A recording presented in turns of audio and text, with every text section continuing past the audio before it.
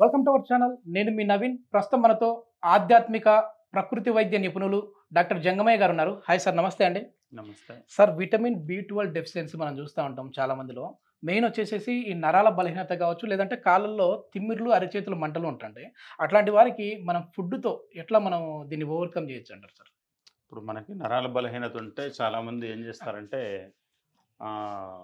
Ingredients daily మనం వాడేటువంటి ఫుడ్లో ప్రోటీన్స్ ఉండాలి, ఫ్యాట్స్ ఉండాలి, మినరల్స్ ఉండాలి, అలాగే ఆ, కావాల్సినటువంటి ఇంగ్రీడియంట్స్ అన్నీ కూడా మనం రెడీ చేసుకోకపోవడము.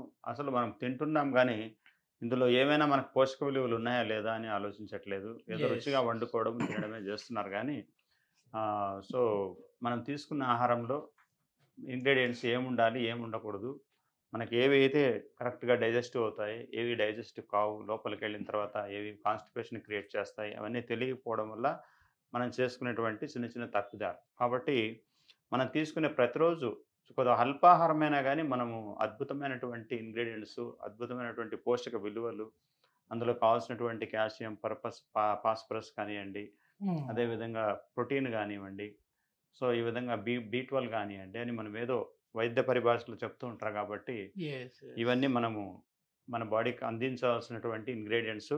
కాబట్టి మనము నరాల బలహీనత కానివ్వండి, ఒక చేతులు వణుకుతున్నటువంటి పరిస్థితి కానివ్వండి, అరికాళ్ళు మంటలు కానివ్వండి, హెడ్ఏక్ కానివ్వండి, ఇలాంటి వాటికి తప్పనిసరిగా శరీరానికి అవసరమైనంత నీరు ఇవ్వాలి, ప్రాణాధారమైనటువంటి నీరు. Yes. అదేవిధంగా సరైనటువంటి ఆహారము, సరైనటువంటి ప్రాణాయామము, సరైనటువంటి చిన్న నడక, ఒక వ్యాయామం ప్రతిరోజు ప్రతినిత్యం మనం ఇవన్నీ అందించగలిగితే మనం ఎప్పుడు ఆయురారోగ్యాలతో జీవించడానికి అవకాశం ఈ ఉంటుంది. నరాల బలహీనతకి ఇప్పుడు ఉన్న ఇంగ్రీడియంట్స్ ఏంటి సార్? మనం ఏం చేస్తా ఉన్నామండి? ఇప్పుడు మనం తీసుకున్నవి నువ్వులు తీసుకుంటున్నాము, అందులో పల్లీలు కొన్ని తీసుకుంటున్నాము, కొబ్బరి తీసుకుంటున్నాము.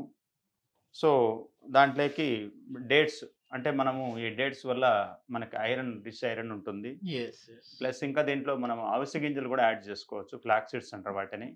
సో అవి కూడా యాడ్ చేసుకోవచ్చు. అలాగే మనం కొబ్బరి పాలు కూడా మనం పెట్టుకోవాలి, పచ్చి కొబ్బరితో తయారు చేసినటువంటి పాలు. ఓకే.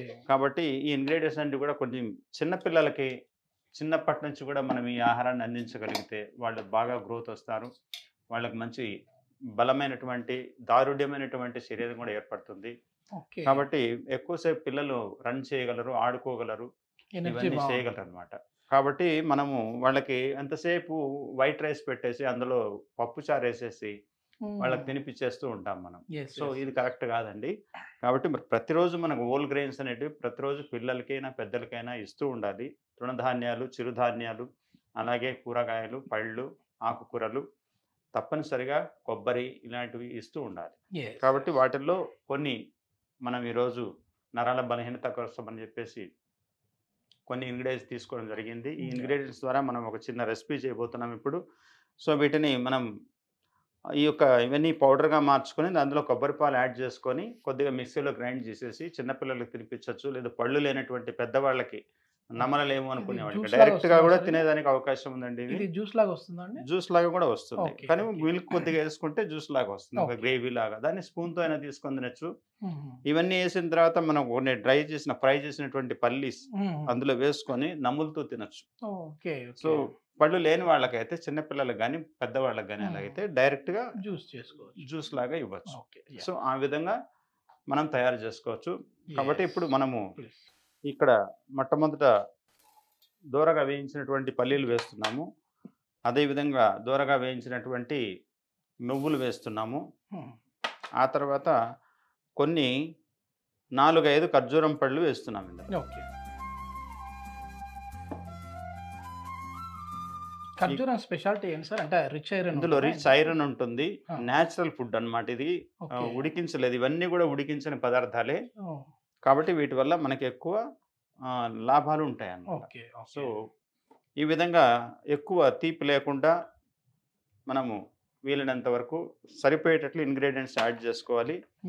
దీని తర్వాత మనము ఫస్ట్ టైం కొద్దిగా బ్లెండ్ చేసుకొని ఓకే వీటిని ఈ విధంగా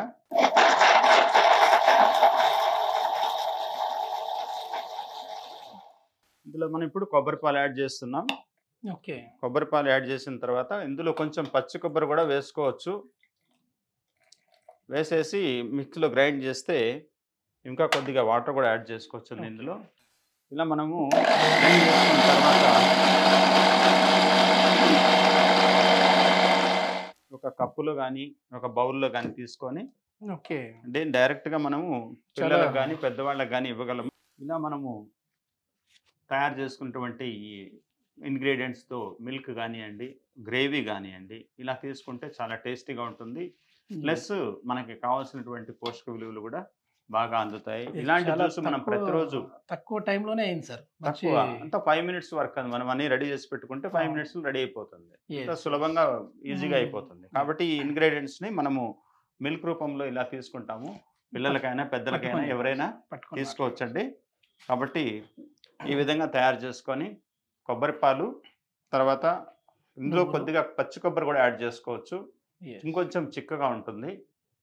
కాబట్టి ఇలాంటి మనం ఒక జ్యూస్ని తయారు చేసుకొని ప్రతిరోజు క్రమం తప్పకుండా ఒక 2 మంత్స్ 3 మంత్స్ అలా వాడగలిగితే మన శరీరంలో ఉన్నటువంటి బలహీనతలన్నీ కూడా వెళ్ళిపోతాయి.